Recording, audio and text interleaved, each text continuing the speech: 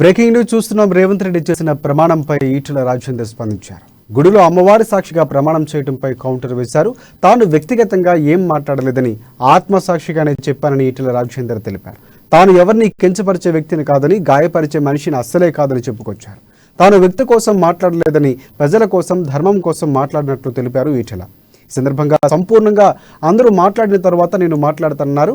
ఇవాళ అన్నింటికీ సమాధానం చెప్తానన్నారు.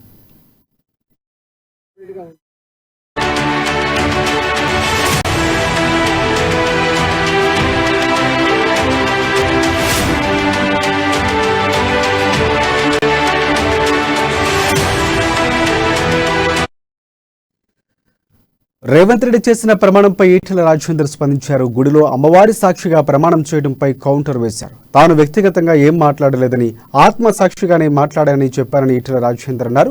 తాను ఎవరిని కించపరిచే వ్యక్తిని కాదని, గాయపరిచే మనిషిని అస్సలే కాదని చెప్పుకొచ్చారు.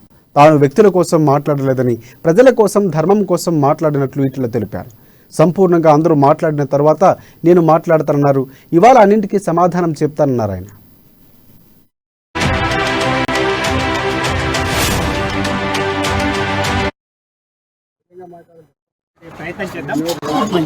స్పందిస్తాను.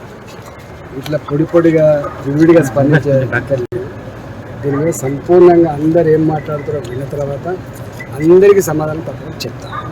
అంటే రాలేదు, గుడికి రావాల్సిందే ఖచ్చితంగా. గుళ్ళల్లో పోవడము, అమ్మతోడు, అయ్యతోడు, పిల్లలతోడు, ఎక్కడ కల్చర్.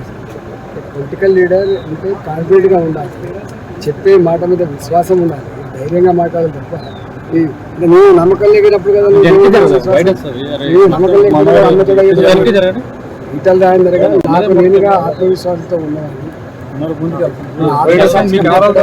తప్పకుండా స్పందిస్తాను. అంటే ఏదైతే నిన్న డబ్బులు తీసుకున్నారో మునుగోడులో స్పందిస్తాను.